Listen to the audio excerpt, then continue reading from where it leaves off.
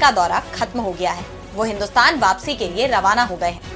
हिंदुस्तान के विदेश मंत्रालय का दावा है कि उनका ये दौरा काफी सफल रहा।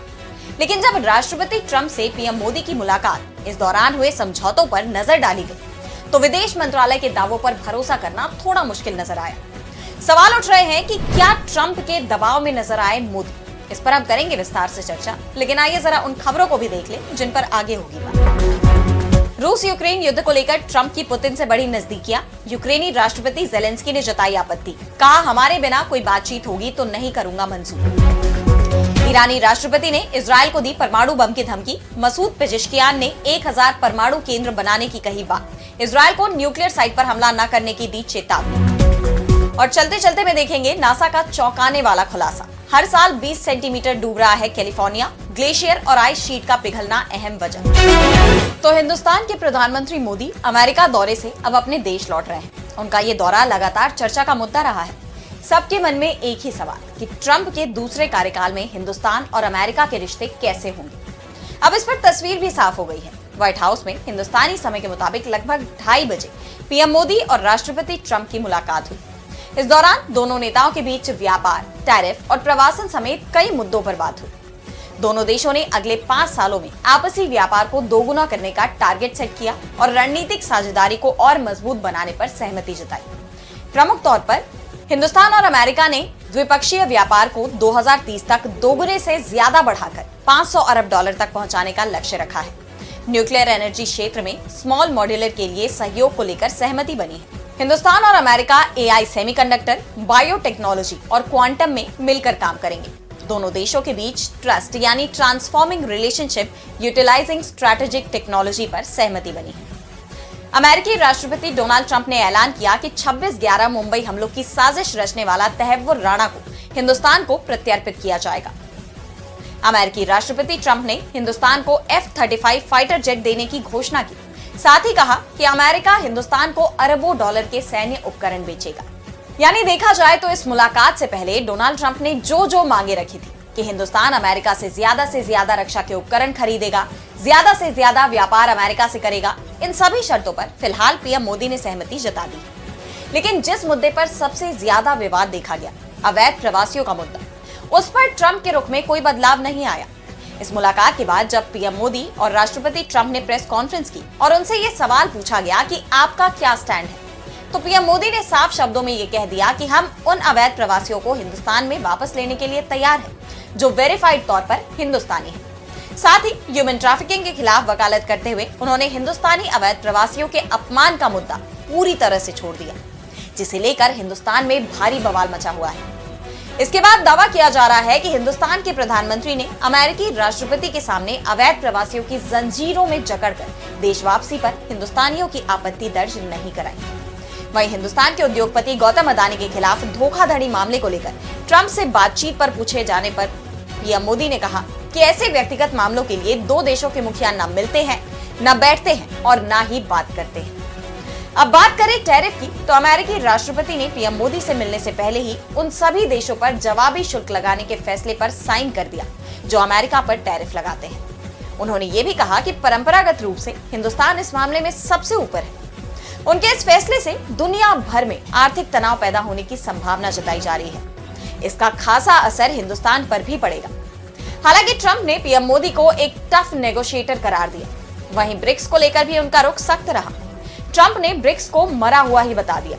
ब्रिक्स पर भड़कते हुए अमेरिकी राष्ट्रपति ने दावा किया कि उन्होंने ब्रिक्स देशों को बता दिया है कि अगर वे डॉलर के साथ खेलना चाहते हैं यानी डी-डॉलराइजेशन करने की कोशिश करते हैं तो उन पर 100% टैरिफ लगाया जाएगा। आपको बता दें कि हिंदुस्तान ब्रिक्स का एक अहम सदस्य है। ऐसे में पीएम मोदी के इस दौरे के बीच ट्रंप की ये धमकी कहीं ना कहीं हिंदुस्तान के लिए भी मानी जा रही है। मोदी के इस दौरे को देखते हुए सवाल यही उठ रहे हैं कि आखिर क्यों पीएम मोदी ट्रंप को खुश करने की कोशिश में जुटे हुए हैं। क्या हिंदुस्तान अमेरिका के दबाव में है? और अब बढ़ते हैं अगली खबर की तरफ, जहां हम बात करेंगे रूस यूक्रेन युद्ध की। तो अमेरिका के राष्ट्रपति डोनाल्ड ट्रंप लगातार ये दावा कर रहे हैं कि वो इस युद्ध को रुकवा देंगे, लेकिन उनके ये दावे सफल होते नजर नहीं आ रहे हैं, क्योंकि जिस तरह से उन्होंने इस पूरे मामले में यूक्रेन को दरकिनार कर दिया है और अचानक से रूस समर्थक बन गए, उस पर यूक्रेनी राष्ट्रपति वोलोदिमिर जेलेंस्की बुरी तरह से भड़क गए। उन्होंने साफ कह दिया कि अगर रूस की शर्तों पर युद्ध विराम होगा तो उन्हें मंजूर नहीं है। दरअसल अमेरिकी राष्ट्रपति ट्रंप ने हाल ही में रूसी राष्ट्रपति व्लादिमीर पुतिन से इस युद्ध को खत्म करने को लेकर फोन पर बात की थी और अब जल्दी ही पुतिन से उनकी मुलाकात होने जा रही है। ट्रंप लगातार इस तरह के बयान दे रहे हैं जिससे साफ है कि इस युद्ध विराम को लेकर उनका पूरा सहयोग रूस की तरफ होगा। उन्होंने यहां तक कह दिया कि रूस को दोबारा से G7 का हिस्सा बना देना चाहिए, जबकि यूक्रेन के क्रीमिया पर जबरन कब्जे के कारण ही G8 से रूस को बाहर कर दिया गया था और ये G7 बन गया था और अब ट्रंप उसे वापस शामिल करने की बात कर रहे हैं। युद्ध वार्ता से पहले ही ट्रंप प्रशासन ने यह भी साफ कर दिया है कि 2014 की अपनी स्थिति की अपेक्षा करना यूक्रेन की गैर वास्तविक मांग है।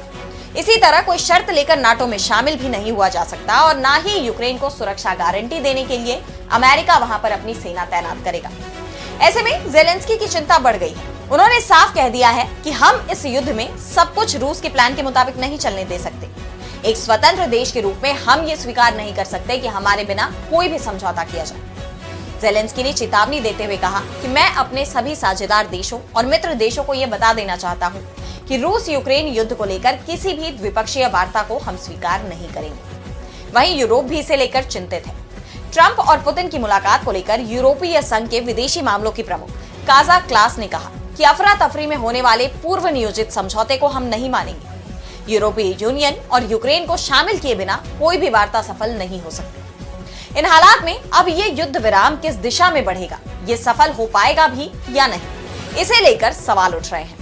और अब अगली खबर में बात करेंगे ईरान की इजराइल को धमकी की। तो अमेरिका की खुफिया रिपोर्ट ने दावा किया है कि इस साल के बीच में इजराइल ईरान के परमाणु ठिकानों पर बड़े हमले कर सकता है। इस रिपोर्ट के सामने आने के बाद मध्य पूर्व में यानी मिडिल ईस्ट में जंग का नया मोर्चा खुलने की उम्मीद जताई जा रही है। इजरायली सेना गजा और लेबनान को दहलाने के बाद अब सीजफायर के चलते शांत है। इस बीच अमेरिका की ये चौंकाने वाली रिपोर्ट सामने आई है। इस हमले का मकसद ईरान के परमाणु कार्यक्रम को कुछ हफ्तों या कुछ महीनों तक पीछे धकेलना होगा। इजराइल पर यह खुफिया रिपोर्ट ऐसे वक्त में सामने आई है जब कुछ ही दिन पहले इजरायली पीएम बेंजामिन नेतन्याहू ने अमेरिका जाकर राष्ट्रपति डोनाल्ड ट्रंप से मुलाकात की थी। और अगर ये रिपोर्ट सही है तो सीजफायर से शांत हुई मिडिल ईस्ट की जंग एक बार फिर विकराल रूप ले सकती है। ईरान और इजराइल के बीच 7 अक्टूबर को हुए हमास अटैक के बाद से माहौल काफी तनावपूर्ण है।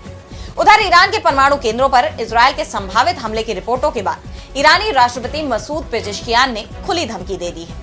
ईरानी नेता ने साफ कहा है कि अगर उनके देश के परमाणु केंद्रों पर हमला हुआ तो वो चुप नहीं बैठेंगे।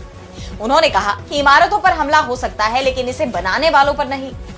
ईरान के सरकारी मीडिया ने पेजेश्कियान के हवाले से कहा कि वो हमें धमकी देते हैं कि वो परमाणु सुविधाओं पर हमला करेंगे। अगर आप उनमें से 100 पर हमला करते हैं तो हम 1000 दूसरे का निर्माण करेंगे। उन्होंने आगे कहा कि आप इमारतों और जगहों पर हमला कर सकते हैं लेकिन उन लोगों पर हमला नहीं कर सकते जो इसे बनाते हैं। और अब चलते चलते में देखेंगे नासा के चौंकाने वाले खुलासे। तो अमेरिकी अंतरिक्ष एजेंसी नासा ने एक बेहद ही चौंकाने वाला खुलासा किया है। नासा ने अपनी एक रिसर्च में पाया कि कैलिफोर्निया हर साल लगभग 20 सेंटीमीटर डूब रहा है। नासा के मुताबिक कैलिफोर्निया हर साल अपनी जमीन खो रहा है क्योंकि तटीय जल इसके क्षेत्र में आ रहा है। इस रिसर्च में सैटेलाइट रेडार का इस्तेमाल करते हुए कैलिफोर्निया के 1000 मील से ज्यादा तटरेखा के उठने और डूबने को व्यापक तौर पर ट्रैक किया गया। रिसर्चर्स ने पाया कि कैलिफोर्निया के मध्य भाग, विशेष तौर पर सेंट्रल वैली के कुछ हिस्से हर साल 8 इंच यानी 20 सेंटीमीटर तक डूब रहे हैं। नासा ने कहा कि ऊंचाई से ये देखने में ये बदलाव छोटे लग सकते हैं जो हर साल इंच के छोटे हिस्सों में होते हैं, लेकिन ये स्थानीय बाढ़ के जोखिम, लहरों के संपर्क और नमकीन पानी के घुसपैठ को बढ़ा या घटा सकते हैं। ये डूबना अनियंत्रित भूजल पंपिंग और वेस्ट वाटर इंजेक्शन के साथ साथ प्राकृतिक घटनाओं जैसे टेक्टोनिक गतिविधियों की वजह से हो रहा है। चिंता की बात तो ये है कि ये घटना सिर्फ कैलिफोर्निया तक सीमित नहीं है, बल्कि दुनिया भर में इस तरह की डूबने की घटनाएं देखी गई हैं। साउथ कैलिफोर्निया में नासा की जेट प्रोपल्शन लैब में रिमोट सेंसिंग वैज्ञानिक और प्रमुख लेखक मारिन गोवार्सिन का कहना है कि दुनिया के कई हिस्सों में सैन फ्रांसिस्को के नीचे की पुनर्निर्मित जमीन की तरह जमीनें समुद्री स्तर से बढ़ने की तुलना में तेजी से नीचे जा रही है। ग्लेशियर और आइस शीट का पिघलना, साथ ही गर्म होते महासागर के पानी को इसकी अहम वजह माना गया है। तो आज इस वर्ल्ड बुलेटिन में इतना ही। देश दुनिया की तमाम बड़ी खबरों के लिए बने रहिए डीवी लाइव के साथ और मुझे दीजिए इजाजत। नमस्कार।